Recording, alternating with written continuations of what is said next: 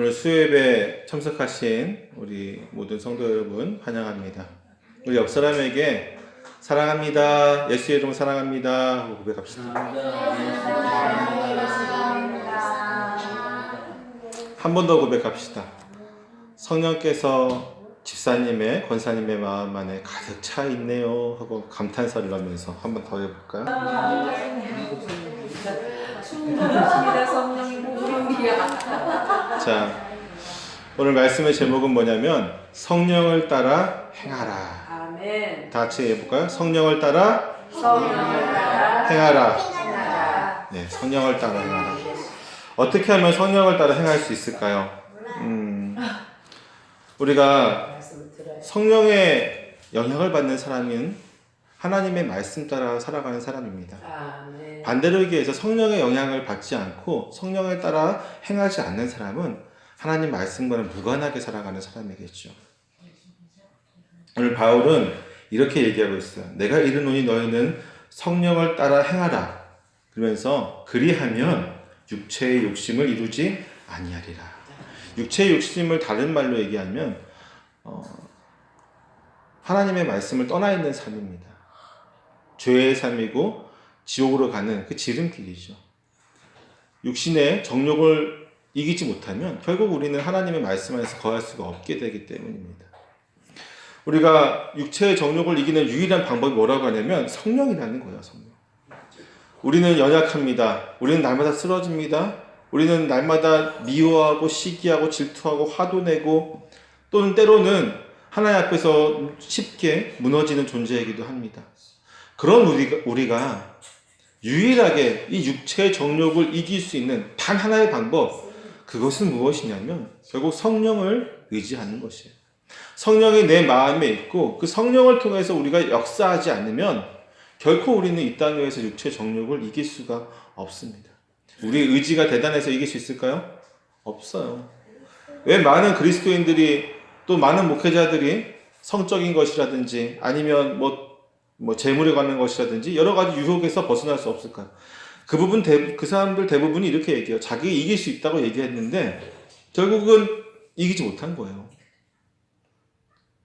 전봉희 목사도 마찬가지예요. 주변에서 많은 선배 목사들이 경고를 했어요. 그렇게 안마받고 젊은 그 성도들이랑 같이 어울려 다니면 나중에 크게 일을 칠 수 있으니까 조심해라.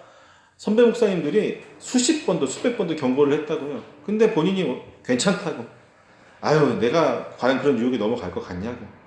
스스로 자신만만하다고 이렇게 되지 않았습니다. 우리는 육체의 정욕을 절대로 결단코 이길 수가 없습니다. 오직 하나, 성령을 우리 안에서 온전히 행하는 것, 성령의 원하신 대로 행하는 것, 성령을 따라 행하는 그 유일한 방법만이 우리가 죄를 또 육체의 정욕을 이길 수 있는 방법이죠. 그렇다면 성령이 누구이신지 우리는 알아야 됩니다. 성령은 첫째로 신자들의 마음에 거하시는 분이에요. 아멘. 누구의 마음에 거하시는 분이라고요? 신자의 마음. 이게 중요한 거예요. 신자의 마음에 거한다는 것은 무엇이냐면 즉 하나님을 믿지 않는 백성에게는 성령이 거할 수 있다 없다?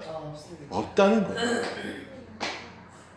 우리가 하나님을 믿고 하나님을 영접하는 그 순간에 하나님께서는 성령께서는 우리 마음에 우리를 거듭나게 하시는 분이거든요. 우리를 거듭나게 하시는 분. 그래서 우리 마음에 계셔서 우리를 하나님께로 인도하는 분이십니다. 예수님께서 제자들과 함께 계시다가 하늘 올라가시면서 하신 말씀이 그거잖아요. 내가 너에게 성령을 주겠다. 보혜사 성령을 보내겠다. 내가 없는 동안에 그가 너희를 인도하리라. 우리가 그 성령이 우리 마음에 거주하시면서 우리에게 항상 말씀대로 살아갈 능력을 주시고 또 우리에게 응원해 주시고 우리를 인도하시는 분이 바로 그 성령님이라는 겁니다. 성령님이 우리를 거듭나게 하시는 분이신데 우리 마음속에서 거듭나게 하시는 분이신데 어떻게 거듭나게 하시냐? 성령께서는 계속적으로 우리에게 무슨 말씀을 하시냐면 그리스도를 계시하세요. 다른 말로 하냐면 예수 그리스도가 누구이신지에 대해서 계속해서 우리에게 말씀해 주신다는 거죠. 간단하게 얘기하면 그겁니다. 여러분, 예수님께서 2000년 전에 오셨던 그 예수님께서 우리를 위해서 죽으셨어요. 다른 말로 하면 여러분을 위해서 죽으셨어요. 죄인들을 위해서 죽으셨단 말이죠. 누구 한 사람을 위해서 죽었단 말이에요. 이게 믿어지느냐? 믿어질까요? 이성적으로 믿어지면 말이 안 되겠죠. 그렇죠? 2000년 전에, 그것도 우리나라 사람도 아니고 내 핏줄도 아니고 내 조상도 아니고 저기 이스라엘이라고 하는 저 먼 곳에 사는 살았던 그 2000년 전에 그 예수라고 하는 사람, 그 사람이 죽은 게 어떻게 나랑 상관이 있느냐? 이성적으로 아무런 연관이 없어요. 아무리 공부를 잘한다고 해도, 똑똑하다고 해도, 아무리 연구를 해도 이것은 나와 상관없다는 결론밖에 나올 수가 없게 되는 거죠. 그런데 이것을 계속해서 상관 있어라고 얘기하시는 분이 누구냐면 성령이라는 거예요. 그분의 죽음이 너의 죄 때문이야. 우리 가슴 속에서 내가 죄를 지을 때마다 지금도 예수 그리스도께서 울고 계신다고 얘기하시고 너를 위해서 죽으신 그분이 계시다고 얘기하시는 것이 바로 성령이라는 겁니다. 성령은 계속해서 우리를 증거하시는 분이십니다. 예수 그리스도가 우리와 함께 계시다는 것, 그분이 우리를 위해 죽으셨다는 것을 증거하고 계시고 계시하시는 분, 그분이 바로 성령님이십니다. 또한 더불어서 성령님은 어떤 역할을 하냐면 우리 안에서 거듭나게 하기 위해서 우리의 죄를 깨닫게 하시는 분이에요. 예수님을 믿는데 가장 걸림돌이 뭐냐면 바로 이 죄의 문제입니다.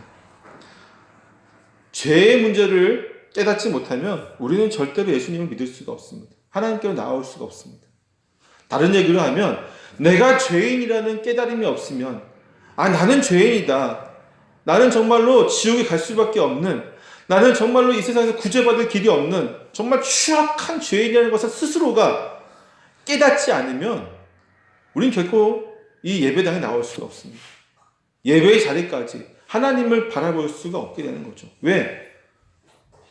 전적으로 의지할 하나님이 자신이 전적으로 무능하고 부패하였음을 깨닫고 하나님을 의지해야 되는데 그것을 자각하지 못하고 깨닫지 못하게 되면 결국은 나 정도면 괜찮지 않아? 왜 굳이? 이런 말이 나오는 거죠. 그런데 많은 사람들이 그렇게 생각하고 있어요. 조금 봉사하고 조금 착한 일 하면은 나 정도면 좀 괜찮지 않은가? 이 정도 살아가면 괜찮지 않은가? 굳이? 당신 죄인입니까? 라고 물어봤을 때 나는 죄인이라고 고백하는 사람이 거의 없어요. 참 아이러니하죠? 현대인들 대부분에게 물어봅니다. 당신은 어떤 사람입니까? 괜찮은 사람입니까? 거의 19명은 이렇게 나 정도는 괜찮은 사람이다 라고 얘기를 한다는 거죠. 나 정도는 괜찮은 사람. 이 괜찮은 사람에게는 복음이 들어갈 수가 없어요. 그래서 하나님께서는 그의 선택하신 백성들에게 이 성령으로 하여금 계속해서 자신 스스로가 죄인임을 끊임없이 깨닫게 하는 거예요. 믿음의 과정도 마찬가지입니다. 지금 우리가 믿어서 예수 그리스도 믿고 있죠. 믿음의 길을 누군가는 몇십 년씩 걸어간 사람도 있고 누군가 이제 몇 년 걸어간 사람이 있습니다. 이제 방금 믿은 사람도 있을 것입니다. 그런데 오래 믿었다고 해서 나는 괜찮은 사람이다라고 생각하면 결단코 우리는 하나님을 온전히 볼 수 없습니다. 오래 더 믿을수록 더 믿음이 깊어질수록 나는 더 추악한 죄인이 되어야 돼요. 내가 하나님 앞에 나아갔을 때에 오히려 나는 더 많은 죄인임을 고백하는 것이 진정한 믿음인 것이죠. 저도 어린아이 두 아이들을 키우지만 어린아이는 부모에게 자신이 잘못한 것에 대해서 잘 몰라요. 자신이 불효한 것에 대해서 잘 깨닫지 못합니다. 아무리 설명해줘도 10가지 중에 한두 가지 알면 정말로 그 아이는 효자인 겁니다. 근데 나이가 들수록 특히 이제 자녀를 낳아보고 이러면 부모의 심정을 알게 되죠. 내가 정말 잘 못하는, 내가 정말 온전한 효도를 못하고 있구나. 더 깨닫게 돼요. 나중에 또 제가 물어보니까 부모님들 먼저 보내신 분들은 더 가슴을 모이면서 내가 불효자이구나. 왜 살아계실 때 잘 못했을까? 더 한탄한다는 거죠. 그 세월이 흘러갈수록 부모의 사랑을 더 깊게 깨닫게 되고 더 효도하고 싶어하는 마음처럼 마찬가지예요. 믿음도 마찬가지예요. 이렇게 돼야 되는 거예요. 오래 믿을수록 더 하나님 앞에서 내가 죄인이고 내가 연약한 존재이고 내가 하나님 앞에서 정말로 추악한 인간임을 날마다 더 많이 고백하는 것이 믿음이 되어야 되는 겁니다. 오히려 오래 믿을수록 나 정도면 괜찮지. 내가 이제 10년 믿었는데 20년 믿었는데 30년 믿었는데 나 정도면 천국 갈 수 있지 않겠어? 그것은 잘못된 믿음이에요. 성령은 그렇게 말씀하지 않았어요. 오히려 그것은 사단의 목소리죠. 사탄이 계속 우리에게 얘기하는 거예요. 너 정도면, 당신 정도면 아니, 집사님 정도면, 권사님 정도면 교회에서 좀 나름대로 열심히 하지 않아? 그 정도면 적당해. 그 정도면 훌륭한 거야. 이건 성령의 목소리가 아니라는 거예요. 성령은 이렇게 항상 우리에게 죄를 깨닫게 하시면서 날마다 우리를 새롭게 하시는 존재입니다. 그러면서 어떤 것을 주시냐면요, 우리가 예수 그리스도 안에 거하는 그 기쁨을, 만족감을 느끼게 하는 게 바로 성령님이라는 겁니다. 여러분 생각해 보세요. 예수를 믿는다는 게 객관적으로 보면 쉬울 것 같아요? 어려울 것 같아요? 어려워요. 예수 그리스도의 말씀대로 살아가는 것 어렵습니다. 세상 속에서 예수 그리스도의 말씀대로 온전히 살아가는 사람들을 세상 사람들은 뭐라고 하냐면 바보라고 해요. 바보라고. 어리석은 사람이라고 합니다. 왜 그렇게 손해보면서 어리석고 남들에게 이렇게 무시당하면서 살고 있습니까? 그런데 그것을 객관적으로 보고 이성적으로 보면 그것이 굉장히 안 좋은 것처럼 사람들 눈에 보이지만, 굳이 피곤한데 우리 대신 형제 같은 경우는 지금 이제 7시에 퇴근했잖아요. 지금 이 자리에 와서 정말 피곤한 가운데 있지 않습니까? 세상 사람들은 그게 어리석다고 보는 거예요. 아니, 일주일에 한 번만 교회 가도 되지 않아? 그렇게 얘기하는 사람도 많이 있습니다. 굳이 수요일까지 피곤한데 집에 와서 쉬어도 되는데 왜 굳이 이 자리에 나와서 예배를 드려야 되느냐? 세상 사람들이 보기에는 모든 것이 다 어리석어 보이는 거예요. 그런데 그럼에도 불구하고 이 자리에 나오는 것은, 그리고 이곳에서 나왔을 때에 기쁨을 느끼게 하는 분이 누구냐면 바로 성령님이시라는 겁니다. 말씀을 들을 때 지루해 하는 것이 아니라 말씀 속에서 기쁨을 느끼고 더 많이 말씀을 듣고 싶어하고 더 많이 말씀을 접해보고 싶어하는 것, 그 마음을 주시는 분이 또한 성령님이시라는 거예요. 우리에게 만족감을 주시고 기쁨을 주시고 우리로 하여금 더 알아가고 싶게 하는 분, 그분이 바로 성령님이시라는 겁니다. 또한 그러면서 성령님은 우리에게 자유를 주시는 분이에요. 만족하면서 내가 또 죄에서 자유하다는 것을 느끼게 하는 것이죠. 아까는 항상 날마다 죄 속에서 고백하죠. 내가 죄인임을 고백하면서 반대로는 또 죄 안에서 자유함을 느끼게 하는 거예요. 이 두 가지 공존하는 겁니다. 어떻게 공존할 수 있냐면요, 나 스스로는 죄 때문에 날마다 고민하고 또 자백하면서 죄의 문제 때문에 씨름하고 항상 나는 죄인이라고 고백하지만, 그러면서 동시에 이 죄의 모든 문제를 예수께서 해결하셨기 때문에 나는 자유하다고 생각하는 것, 그것이 바로 그리스도인이고 그렇게 인도하시는 분이 바로 성령님이시라는 거예요. 그리고 그분은 우리를 강하게 하십니다. 성령님은 우리를 강하게 하세요. 어떻게 강하게 하시냐면 이 땅 위에서 믿음으로 어떻게 승리하는지를 우리에게 가르쳐 주시는 분이 바로 성령님이십니다. 그분이 우리를 거룩하게 만드시죠. 우리의 삶을 인도하십니다. 우리의 삶의 모든 영역에서 우리에게 하나님 말씀에 귀 기울이도록 인도하시는 분이십니다.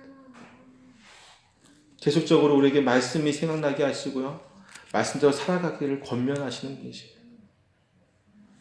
그분은 우리에게 기도를 가르치시며 우리로 하여금 날마다 주의 은혜 가운데 감사하도록 하시는 분이 바로 성령님이십니다. 이 성령님이 우리 안에 계시다는 겁니다. 우리가 믿음으로 고백할 때에 성령께서 우리 안에 내주하시면서 이렇게 인도하신다는 겁니다. 그렇다면 우리에게 요구되어지는 것이 있습니다. 무엇일까요? 성령께서 우리에게 계속해서 말씀하시는데, 우리 안에 내주하시면서 계속해서 말씀하시는데, 신자에게 거하시는 그 성령님의 말씀 가운데 우리가 해야 될 것은 무엇일까요? 귀를 기울여야 되겠죠. 다시 한번 얘기하자면 성령께서는 계속해서 말씀하시는데 우리가 깨어있지 못하면, 우리의 귀가 열려있지 못하면 우리는 그 목소리를 듣지 못한다는 문제가 있어요. 날마다 우리가 하나님의 말씀에 집중하며 살 수는 없겠지만 우리는 항상 깨어 있어야 됩니다. 성령께서 우리 안에서 계속적으로 말씀하시는데 우리가 그 말씀에 귀 기울이지 않으면 들을 수가 없어요. 집중하지 않으면 들을 수가 없어요. 저희 아이 두 아이에게 뭐 집에 가면은 뭐 이빨을 닦아라, 자기 전에 손을 씻어라, 세수해라, 뭐 여러 가지 시켜요. 옷을 갈아입어라, 뭐 여러 가지 시키는데 한 번, 두 번 얘기해서 듣지를 않아요. 세 번, 네 번 얘기해도 듣지를 않아요. 어떻게 해야 되냐면 결국은 귀를 잡아당겨서 얼굴을 마주치면서 눈을 마주보고 얘기를 해야 돼요. 그래야지 들을까 말까죠.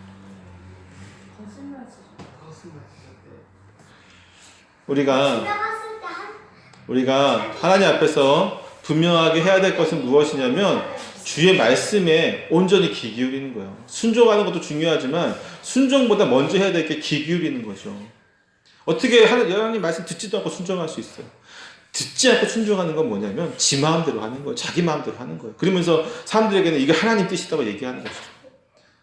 여러분 교회 안에서 하나님 뜻이라고 하면서 서로 싸우는 게 되게 많아요. 성령께서 나에게 기도 가운데 응답을 주셨는데 왜 내 행사를 막냐 하며 싸우는 게 되게 많아요. 그건 성령께서 하시는 목소리가 아니에요. 아까도 얘기했지만 성령은 화평을 주는 존재이죠. 우리 간에 교회가 서로 협력해서 하나 되게 하는 것. 사도행전에 보면은 베드로와 야고보가 베드로와 요한이었죠. 그 감옥에 갇혀 있을 때에 초대교회 교인들이 한 마음으로 모여서 마가의 다락방에 모여서 마가의 집에서 기도합니다. 그때 뭐라고 성경에는 기록되어 있냐면 그들이 한 마음 한 뜻으로 기도하였다라고 얘기하고 있어요. 이게 그러면서 어떻게 얘기하고 있냐면 성령께서 그들을 한 마음 되게 하셨다고 얘기합니다. 성령은 우리가 한 마음 되게 하는 것이고 평화로운 존재이죠. 화평을 주시는 존재입니다.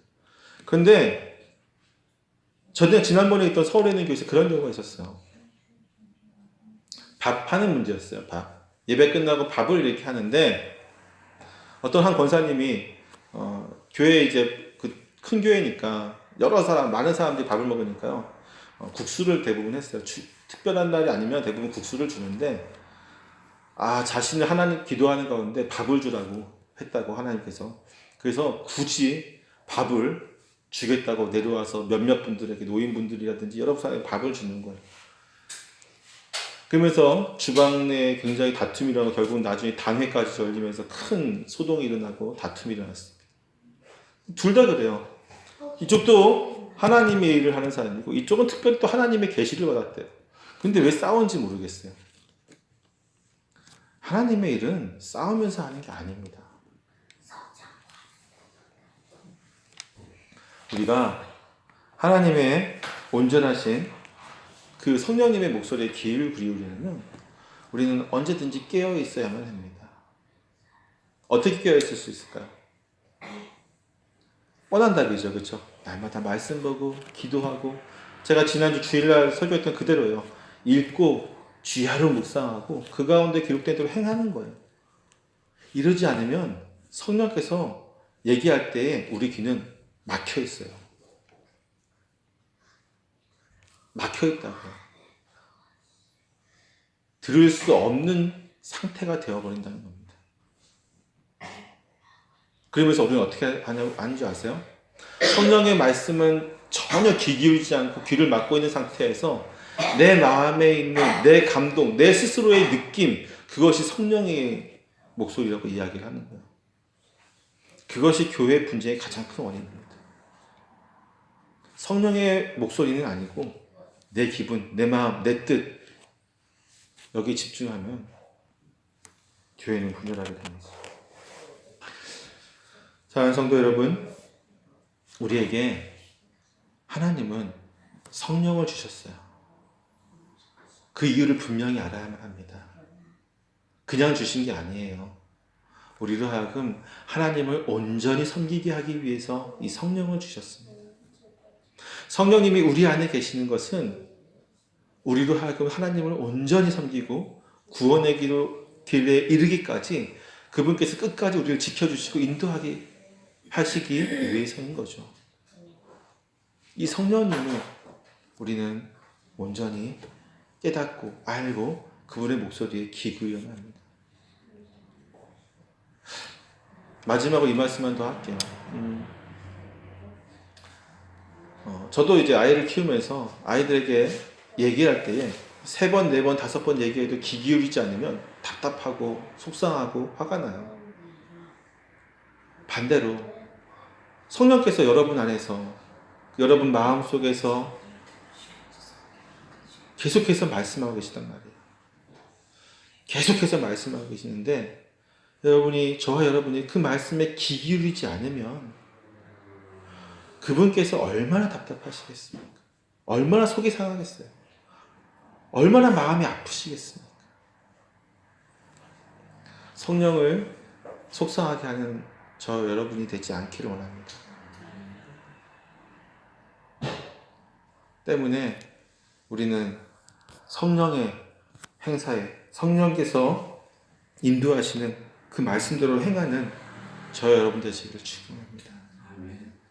할렐루야. 우리 세운교회 모든 성도들은 성령이 날마다 충만하기를 원합니다. 우리나라 성령에 대해서 잘못 알고 있는 부분 중에 하나가 이 성령 충만인데요. 예전에 이제 부흥 강사들이 잘못 가르쳐서 그래요, 사실은.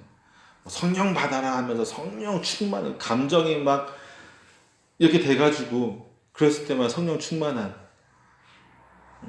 그런 것처럼 이렇게 대부분의 사람들이 생각을 하고 있어요. 근데 그렇지 않아요. 성령 충만한 것은 무엇이냐면 내 감정의 기쁨, 내 감정이 기쁘고 뭔가 흥분되는 상태 그런 것을 말하지 않고요. 성령의 충만함은 우리가 말씀 가운데 온전히 순종했을 때에 찾아오는 겁니다. 때문에 이 성령 충만함은요, 어떤 부흥 집회 아니면 뭐 정말로 훌륭한 강사 목사님의 그 말씀 아니면 찬양 집회를 통해서 갑자기 우리에게 막 충만하게 되는 것이 아니라요. 언제 우리의 믿음 가운데 성령 충만함은 항상 있어야 되는 거예요. 항상 날마다 이것이 유지가 돼야 되는 거예요. 예전에 저희 어머니 따라 저쪽에 있는 무슨 기도원이었죠? 강릉에 있는 기도원이었는데 거기 갔을 때 어렸을 때인데도 지금도 그 말씀이 기억나요. 우리가 그 엘리야서에 보면은 성전에서 물이 나오죠. 생명수 강이 나옵니다. 100척을 갔더니 발목에 오고 100척을 또 갔더니 무릎에 오고 또 100척 갔더니 허리에 오고 막 그래서 또 100척을 가고 또 100척을 갔더니 바다가 되었더라. 뭐 그런 말씀이 있어요. 그 당시 이제 어린 마음에 부흥 강사께서 이거를 이제 이렇게 얘기하더라고요. 성령 충만을 비교하면서 성령이 발목에 오냐, 무릎에 오냐, 허리에 오냐, 바다처럼 돼야 된다. 이게 성령 충만이다. 다 잘못된 말씀이고요. 성령 충만함은 그렇게 오는 게 아닙니다. 우리가 하나님 말씀을 온전히 섬길 때에 우리에게 기쁨을 주시고 성령의 목소리에 온전히 귀 기울인 삶, 성령의 목소리에 우리가 온전히 순종하는 삶, 그게 바로 성령 충만이라는 거예요. 사랑하는 성도 여러분, 우리에게 성령님은 어떤 분이십니까? 우리에게 그 성령님이 정말로 내 삶의 인도자라고 생각되어진다면 날마다 그분의 목소리 듣기를 위해서 우리는 최선의 노력을 다해야만 합니다. 그러기 위해선 내 자아를 버리고 내 욕심을 버리고 내 뜻을 내려놓고 오직 말씀 안에서 성령께서 내 마음속에서 말씀으로 하시는 그 목소리에 귀를 기울여야 하는 것이죠. 저 여러분이 그렇게 되기를 소망합니다. 아멘. 날마다 그리하였을 때 우리에게 승리가 있을 것이고 행복함이 넘칠 것이고 기쁨이 넘칠 것입니다. 더불어서 우리 세움교회도 하나님께서 주시는 그 사랑과 놀라우신 역사들이 넘쳐나는 그런 교회가 될 수 있을 줄 믿습니다. 기도하겠습니다.